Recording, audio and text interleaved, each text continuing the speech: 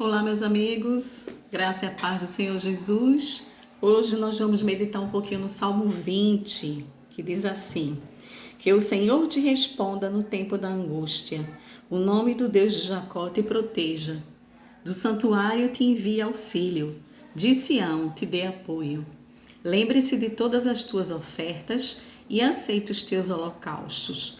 Conceda-te o desejo do teu coração e leve a efeito todos os teus planos.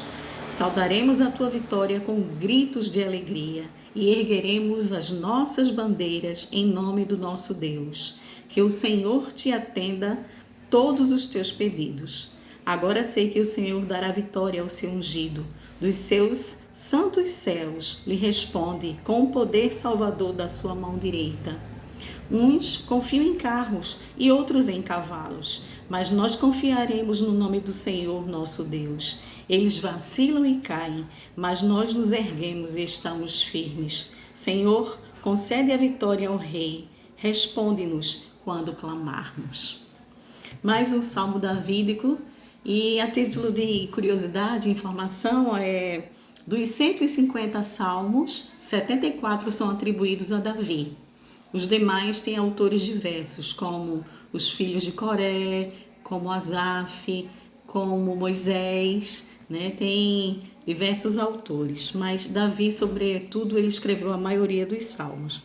E esse salmo, em algumas bíblias, tem como título A Oração pelo Rei na Guerra. Ele começa assim: que o Senhor te responda no tempo de angústia. E aí a pergunta que fica para a gente é o seguinte: será que essas pessoas muito poderosas, né, um rei, um governador, um chefe de uma nação, um presidente, um grande líder religioso como o Papa, será que eles passam por tempo de angústia? Será que eles vivem também angústias? Eu penso que quanto maior a responsabilidade de uma pessoa, quanto mais atribuições ela tiver, quanto mais poder ela tiver, quanto mais influência ela tiver, né? Quanto mais responsabilidades forem atribuídas a ela, maior serão as angústias que ela vai viver. Porque haverá também muita cobrança, haverá muita expectativa por parte daqueles, né, que são seus súditos, aqueles que estão debaixo do seu governo,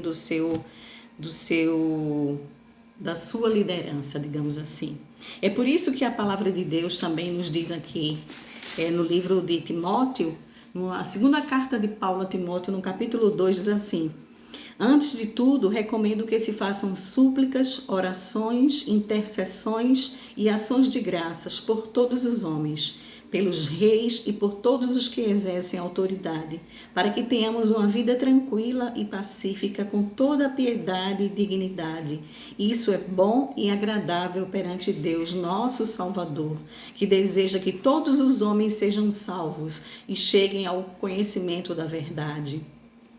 Coisa linda, tá vendo? Essa é a palavra de Deus. Eu li o capítulo 1 de 1 Timóteo 1, capítulo 1, 1 Timóteo 2, de 1 a 4. Então é assim que a palavra de Deus nos recomenda, que a gente oremos por essas pessoas que estão em autoridade, né? Essas pessoas que, como disse Davi aqui, que vivem essas angústias dos cargos que lhes foram confiados, né? Por isso que a gente tem que ter respeito, sabe? Pela dor do outro, pelas situações que as pessoas passam, é muito fácil julgar é muito fácil, por isso que a palavra de Deus também recomenda, né? Não julgueis, para que com a mesma medida não sejais julgados, mas que a gente faça o que a palavra diz por aqueles que estão revestidos de poder. E aqui no Salmo ele diz isso: o Senhor te responda no dia da angústia, o nome do Deus de Jacó te proteja, te envie socorro de Sião e te dê apoio. Lembre-se das tuas ofertas, aceite os teus holocaustos.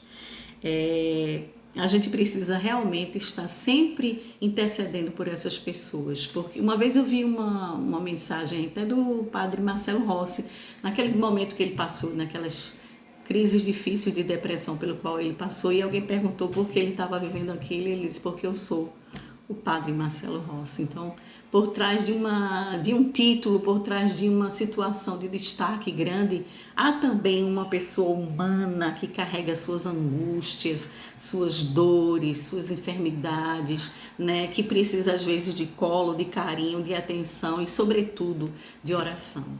Então é isso que eu peço para a gente e que eu quero compartilhar com vocês, falando desse Salmo 20, né?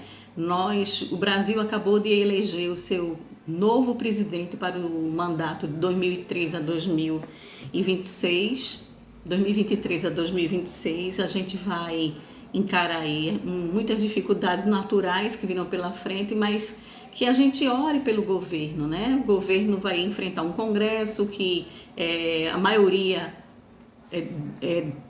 de outro candidato, né, da situação, a maioria do presidente Jair Bolsonaro. Agora a gente elegeu, o país elegeu Lula, né, a maioria, e a gente precisa então estar orando por aqueles que governam, pelos os prefeitos das cidades, os governadores dos estados, cada um que foi eleito, pelo presidente da nação, ainda que a gente não concorde com ele, ou que não tenha votado nele, ainda que a gente pense diferente, mas a gente não pode, como cristãos, né, como pessoas que conhecem a palavra de Deus, e aquilo que eu acabei de ler para vocês, na 1 Timóteo capítulo 2, a gente não pode deixar de orar, de interceder, de clamar a favor dessas pessoas, para que a gente tenha, como a palavra diz, vida quieta, para que haja paz, né? Porque a vontade de Deus é que todos os homens sejam salvos, né? E a gente não pode ter essa mania de querer o tempo todinho é bem, é mal. Quem não é com a gente é do mal. A gente é o meu lado, é o lado do bem, o outro lado é o lado do mal. Pelo amor de Deus, isso é uma infantilidade tremenda. Né? A gente precisa amadurecer em todos os lugares, em todos os partidos, em todas as crenças, em todo canto a gente boa e a gente ruim, não é? Em todos os lugares. Então a gente tem que aprender a respeitar as diferenças e procurar viver com as pessoas, conviver da melhor forma possível. O versículo 7, 8 e 9, eu quero encerrar com eles, diz o seguinte: alguns confiam em carros e outros em cavalos, mas nós confiamos no nome do Senhor nosso Deus. Eles vacilam e caem, mas nós erguemos e estamos firmes. Senhor, concede vitória ao rei. Responde-nos quando clamarmos. Então, por mais que a gente também tenha tido algum lado, algum partido e alguma escolha nessas eleições que todo mundo teve, né?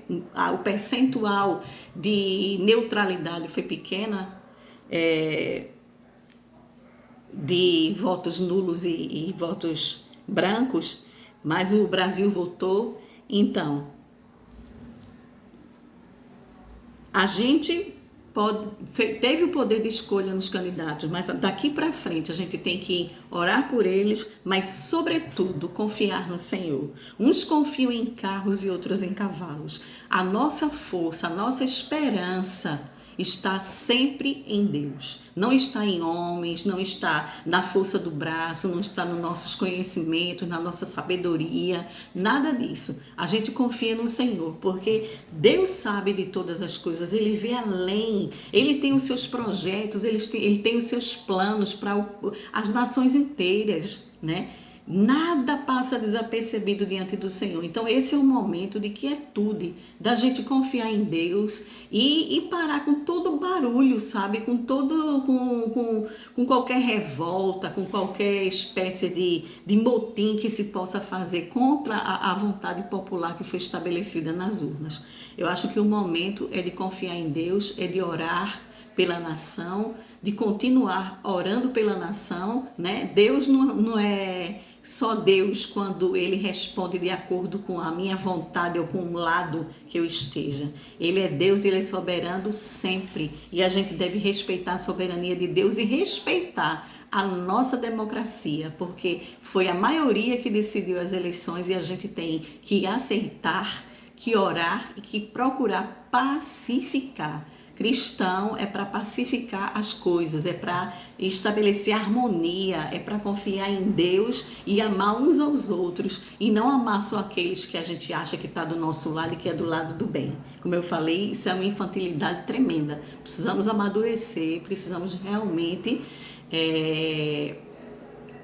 deixar de ser menino, né? De estar tomando leitinho, como o apóstolo Paulo diz, né? Eu não falo mais para vocês porque vocês estão tão pequenos que se eu der uma comidinha mais sólida é capaz de vocês se engasgar. Então tá na hora de crescer, tá na hora de se comportar como pessoas maduras, como pessoas adultas, como pessoas equilibradas, como pessoas educadas, sabe? E a gente aceitar o que aconteceu nas urnas e de a gente orar pelo país e de a gente abençoar essa nação e abençoar o irmão. Meu irmão pensa diferente de mim, votou num candidato que não era o meu. Deus te abençoe, meu querido. Deus te abençoe. Vá viver a sua vida, eu vou viver a minha. Vamos orar pela nação e vamos torcer para que tudo doravante seja melhor, tá bom?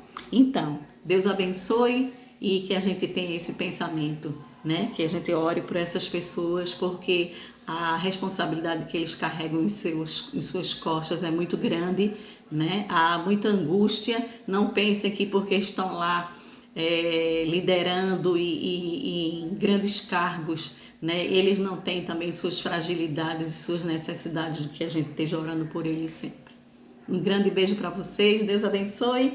Até o próximo salmo. Bye, bye. Tchau.